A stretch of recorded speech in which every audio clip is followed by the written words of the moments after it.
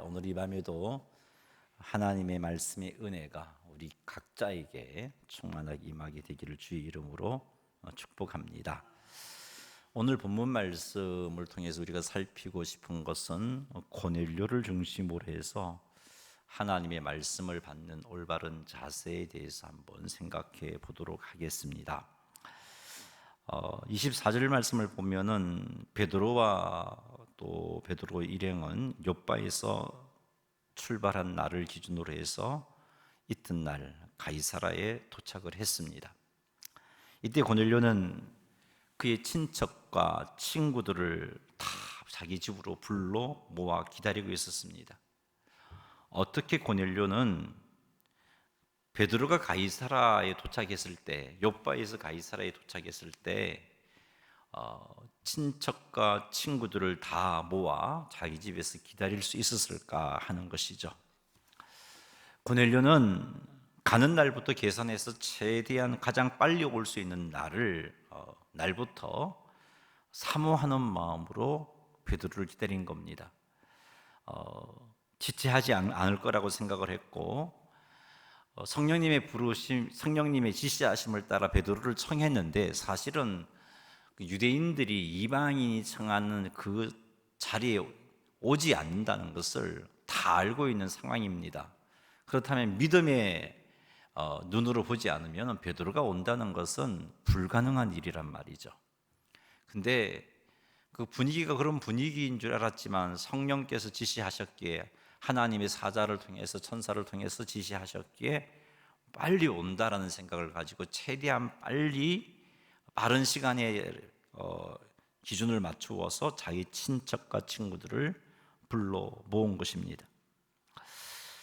친척과 친구들을 까지 일찍이 와서 베드로를 기다리게 한다는 게 사실은 쉬운 일이 아닙니다. 고넬료는 원래 사모하는 마음이 있었으니까 그렇게 일찍부터 기다렸다 그 생각해 볼 수는 있는데, 언제 도착할지도 모르는 베드로, 어쩌면 오지 않을 수도 있는 베드로, 그런 베드로를 기다리기 위해서 친척과 친구들을 불러서 그들과 함께 베드로를 기다리고 있었다는 것은 정말 고넬료의 믿음이 대단할 뿐만 아니라, 고넬료가 친척과 친구들에게 이미 후한 인심을 습기 때문에, 또한 그가 최대한 하나님의 은혜를 나누고자 하는 섬김이 있었기 때문에 가능했으리라고 생각을 해봅니다. 자, 이런 고넬료의 행동을 통해서 우리가 알 수 있는 것은 베드로를 만나 하나님 말씀 듣기를 굉장하게 사모했구나 하는 것을 알 수 있습니다. 사람을 보내놓고 언제 올는지 알지도 못하고 안 올 수도 있는 상황이지만, 보내놓고 베드로가 바로 왔잖아요. 바로 왔을 때 그럼에도 불구하고 그제서야 친구와 친척을 초청한 게 아니고, 이미 베드로가 바로 왔을 때, 가이사라라는 성읍에 도착했을 때 이미 고넬료 집안에는 친척과 친구가 있었다는 사실은, 그만큼 고넬료는 준비하고 있었다는 것이죠. 베드로를 통해서 말씀 듣기를 준비하고 있었던 것을 알 수 있습니다. 참으로 사모하는 마음 가지고 준비된 마음으로 말씀 듣기를 사모한 거죠. 이것이 바로 은혜 받는 중요한 자세입니다. 기대하는 마음, 사모하는 마음 말이죠. 여러분들이 하나님의 말씀 앞에 나오는 자세는 어떠합니까? 고넬료처럼 언제 올는지는 모르지만 베드로가 말씀 듣는다는 것이 너무나 좋아서 그 베드로를 기다리는데, 기약도 없지만 그래도 믿음으로 그렇게 준비된 모습으로 기다렸던 그 고넬료처럼 사모하는 마음이 있는지요? 여러분, 오늘 이 밤에 예배의 자리로 나왔는데 하나님께서 오늘 목사님을 통해서 나에게 무슨 말씀을 주실까, 이런 기대하는 마음이 있었는지요? 우리에게 이런 마음이 있어야 되는 것입니다. 이런 사모하는 마음, 이런 기대하는 마음이 있어 하나님 앞에 나와야 되는 것이죠. 그냥 아무런 생각 없이 그냥 예배 시간에 참석했다는데 만족한다면 우리는 그 말씀을 통해서 역사하는 은혜들을 체험할 수가 없습니다. 고넬료는 사모하는 마음이 있었습니다. 사랑하는 성도 여러분, 고넬료와 같이 사모하는 마음으로 말씀 앞에 나오시기를 주의 이름으로 축복합니다. 베드로가 고넬료 집에 도착을 했습니다. 베드로가 고넬료 집에 도착하니까 고넬료가 베드로를 맞이하는데 엎드려 절했습니다. 이방인인 고넬료가 그가 취할 수 있는 최고의 존경의 표현이었습니다. 그 당시 백부장인 그가 이렇게 엎드려 경배하는 대상, 사람들에게 할 수 있는 대상은 황제에게나 그리고 그의 상관에게만 그렇게 할 수 있는 일입니다. 그런데 그렇게 베드로가 들어오니까 마치 고넬료는 하나님께 경배하듯이, 이 단어가, 경배했다는 단어가, 헬라어 단어가 언제 어디에 쓰이는 단어냐 하면은 신이나 황제 앞에 엎드려 경배한다라는 그런 표현을 쓸 때 사용하는 단어를 쓰고 있습니다. 자, 이렇게 고넬료는 베드로를 맞이할 때 하나님 앞에 경배하듯이 그렇게 했습니다. 물론 고넬료는 베드로가 하나님이라고 생각하진 않았습니다. 그런데 베드로에 대한 존경심으로 이렇게 표현했는데, 근데 베드로가 이런 고넬료의 행동을 보니까 자칫 오해할 수 있단 말이죠. 그 집에 고넬료만 있었던 게 아니잖아요. 베드로와 함께한 사람도 있었고, 그리고 고넬료의 친구와 친척도 있었는데, 고넬료의 이런 행동이 자칫 베드로를 신처럼 또 받들 수 있는 상황이 될 수 있고 오해를 불러일으킬 수 있기 때문에 베드로가 그 오해를 미리 막습니다. 고넬료를 이렇게 세우면서 나도 사람이다 라고 말해줍니다. 자, 이것이 우리가 참으로 경계할 일입니다. 자칫하면 우리는 하나님의 영광을 가로채는 자리에 서기가 쉽습니다. 하나님의 영광을 가로채는 것은 참으로 두려워해야 할 일입니다. 사랑하는 성도 여러분, 모든 영광은 하나님께 돌리시는 성도님이 다 되시기를 주님의 이름으로 축복합니다. 결코 조금이라도 주의 영광을 가로채지 마시는 여러분 되시기를 주님의 이름으로 축원합니다. 다시 본문으로 돌아봤어요. 고넬료에게는 베드로에 대한 존경심이 있었습니다. 이 존경심이 있었기 때문에 베드로가 말씀을 선포할 때 열린 마음으로 말씀을 들었고 성령의 강력한 역사를 경험하게 됩니다. 여러분, 고넬료와 같이 목회자에 대한 존경심은요, 하나님의 말씀을 듣는데 너무나 중요한 자세입니다. 이런 존경심이 있을 때 목회자가 선포하는 말씀 앞에서 마음의 문을 열기가 쉽습니다. 그리고 이런 존경심으로 말씀을 받을 때 말씀을 전하는 목회자 역시 힘이 나서 더 힘껏 말씀을 전하게 되는 것입니다. 그러니 말씀 앞에 나올 때마다 여러분이 취할 자세는 사모하는 마음과 함께 그 말씀을 전하는 목회자에 대한 존경심을 가지고 그렇게 나오시기를 주의 이름으로 부탁을 드립니다. 고넬료는 그런 마음으로 베드로 앞에 엎드린 겁니다. 하나님의 종이라는 예수 그리스도의 제자였던 베드로에 대해서 그런 존경심을 가지고 베드로를 맞이했던 겁니다. 자, 베드로가 집에 들어가서 보니까, 고넬료 집에 들어가서 보니까 많은 사람들이 모여 있었습니다. 그래서 베드로가 모인 사람들에게 이렇게 말하죠. 28절과 29절 한번 읽어보겠습니다. 이르되 유대인으로서 이방인과 교제하며 가까이 하는 것이 위법인 줄은 너희도 알거니와 하나님께서 내게 지시하사 아무도 속되다 하거나 깨끗하지 않다 하지 말라 하시기로 부름을 사양하지 아니하고 왔노라. 묻노니 무슨 일로 나를 불렀느냐. 아멘. 자, 초대교회 당시 유대인들이 이방인과 식사 주제를 나누는 것을 유대교회에서는 금했습니다. 그리고 이 상황을 팔레스타인에 살고 있는 유대인들뿐만 아니라 이방인들조차도 다 알고 있었습니다. 유대 기독교인들조차도 이런 생각에 사로잡혀서 이방인들에게 복음을 안 전했죠.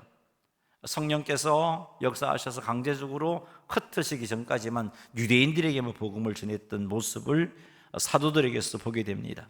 그러나 고넬료를 만나 주셨던 하나님께서는 베드로를 준비시키는데 환상을 통해서 베드로로 하여금 이방인에게 복음을 전할 수 있도록 준비시키셨습니다. 베드로는 유대교의 법보다 하나님의 말씀이 더 중요하다는 것을 알았습니다. 유대교의 전통보다 하나님 뜻이 더 중요한 것을 알았습니다.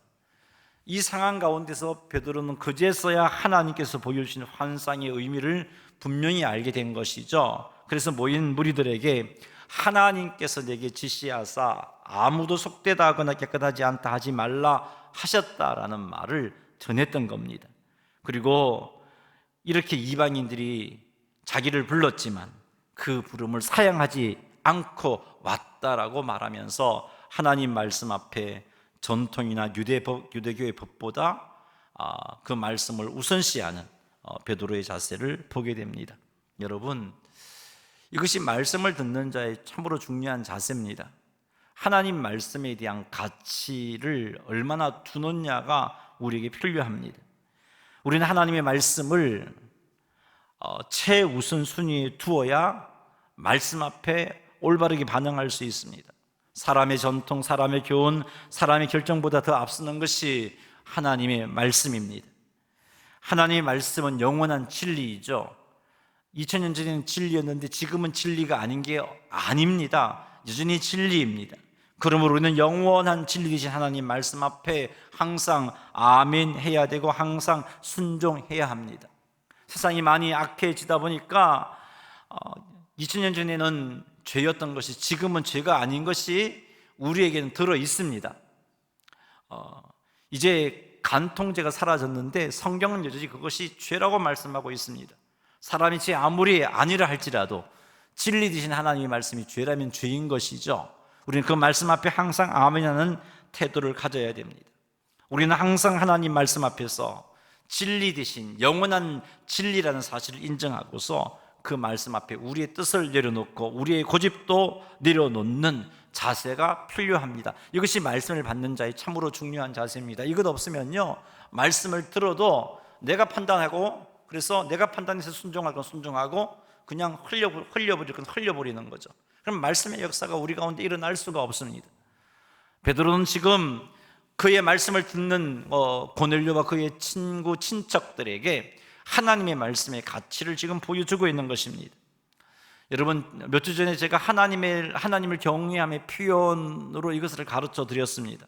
말씀의 권위를 인정하고 그 말씀에 순종하는 것이 하나님을 경외하는 표현이다라고 말씀을 드렸습니다. 경외하는 것 우리에게 필요하다 그랬죠. 그러니 사랑하는 성도 여러분, 항상 하나님의 말씀 앞에 순종하시기를 바랍니다. 항상 하나님 말씀 앞에 내 감정, 내 생각, 내 가치관을 내려놓으시기 바랍니다. 말씀이 인도하시는 대로 가시기를 주의 이름으로 축원합니다. 베드로가 무슨 일로 불렀는지 고넬료에게 물었습니다. 그러자 고넬료가 대답하죠. 나흘 전에 제9시 기도 시간에 집에서 기도하고 있었는데 하나님의 사자가 내게 나타났습니다. 그가 내게 말하기를, 고넬료야, 하나님이 내 기도를 들었고 내 구제를 기억했고 그래서 너에게 복 주시려고 나를 보냈는데 요빠에 무도장의 시몬의 집에 베드로가 있는데 그 베드로를 청해라 라고 하셨습니다 라고 베드로에게 말합니다. 그래서 내가 유대 법상 맞지 않은 이치지만 그래도 하나님의 사자가 일러주신 것이기 때문에 당신에게 사람을 보냈는데 이렇게 오셨습니다. 참 잘 오셨습니다. 그리고 이제 고넬료가 하는 말이 중요한데, 이제 주께서 당신에게 명하신 모든 것을 듣고자 하여 다 하나님 앞에 있나이다. 우리 33절 다시 한번 읽어보겠습니다. 시작. 내가 곧 당신에게 사람을 보내었는데 오셨으니 잘하였나이다. 이제 우리는 주께서 당신에게 명하신 모든 것을 듣고자 하여 다 하나님 앞에 있나이다. 아멘. 아멘. 여러분, 이것이 하나님의 말씀을 듣는 참으로 중요한 자세입니다. 그것은 말씀을 듣고자 하나님 앞에 있다는 의식, 하나님 앞에 있다는 의식이 참으로 말씀을 듣는 자에게 중요한 자세입니다. 인간 베드로 앞에서 베드로의 말을 듣는 것이 아니라, 베드로가 자기를 찾아왔지만 고넬료는 어떤 의식을 가졌습니까? 하나님 앞에서 말씀을 듣는다는 의식을 가지고 있었어요. 하나님 앞에 있다는 거죠. 말씀을 듣는 이런 자세가 우리에게 필요합니다. 이렇게 말씀을 받으면 그 말씀이 그의 삶 가운데 역사해요. 우리 성경 한 군데 찾아보겠습니다. 데살로니가 전서 2장 13절 말씀입니다. 데살로니가 전서 2장 13절.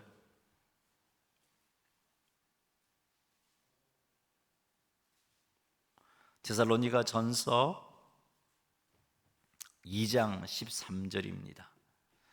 자, 한번 읽어보겠습니다. 못 찾으신 분 앞쪽을 보시고 읽으시면 돼요.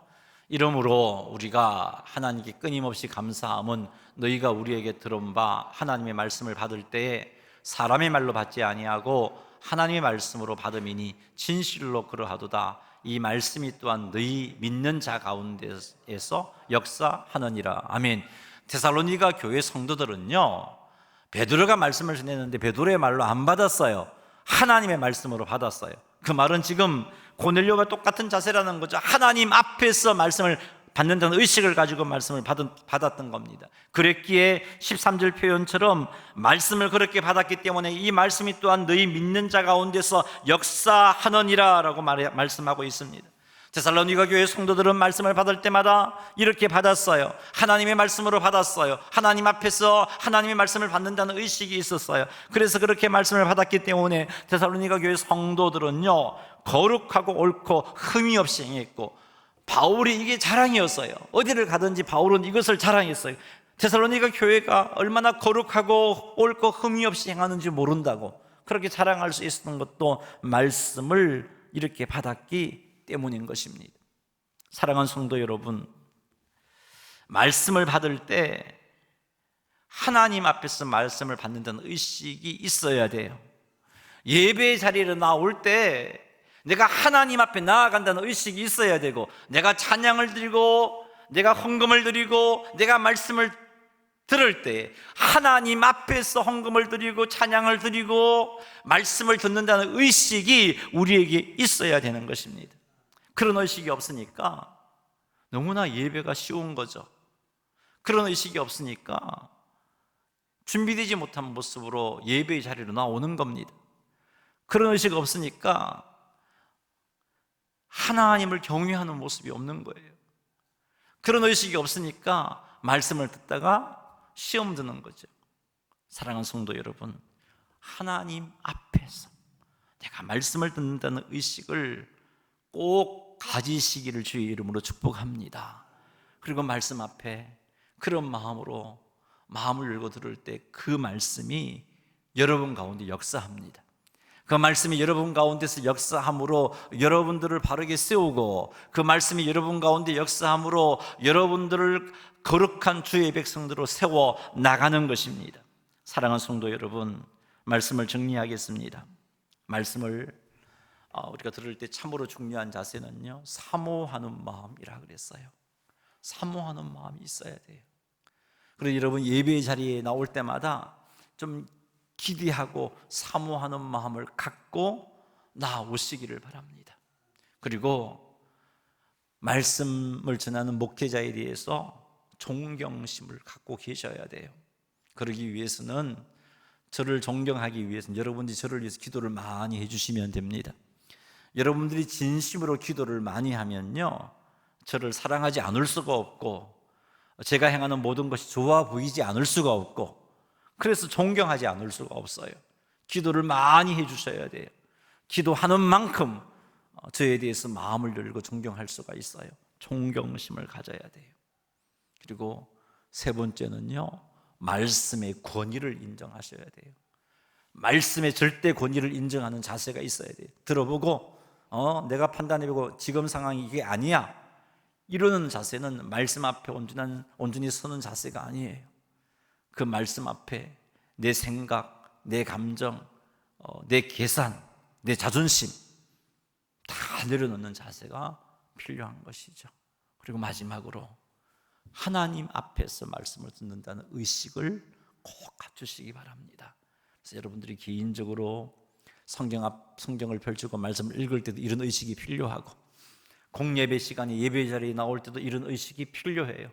그런 의식으로 하나님 앞에 나온다면 우리는 틀림없이 하나님께서 여러분에게 주시고자 하시는 말씀을 듣게 될 것이고, 하나님께서 여러분에게 주시는 말씀을 들었을 때 그 말씀이 살아서 역사하는, 여러분 삶 가운데 살아서 역사하는 놀라운 은혜들을 맛보게 될 것입니다. 우리 모두가 이런 자세로 하나님의 말씀을 받아서 고넬료가, 그리고 고넬료의 집안이 다음 소위를 살피겠지만 놀라운 말씀의 은혜를 받았듯이 우리에게도 그런 놀라운 말씀의 은혜가 넘쳐나고, 데살로니가 교회 성도들과 마찬가지로 거룩하고 옳고 하나님 앞에 분별된 자로 설 수 있는, 복된 자리에 설 수 있는 성도님들이 다 되시기를 주님의 이름으로 축원합니다. 할렐루야.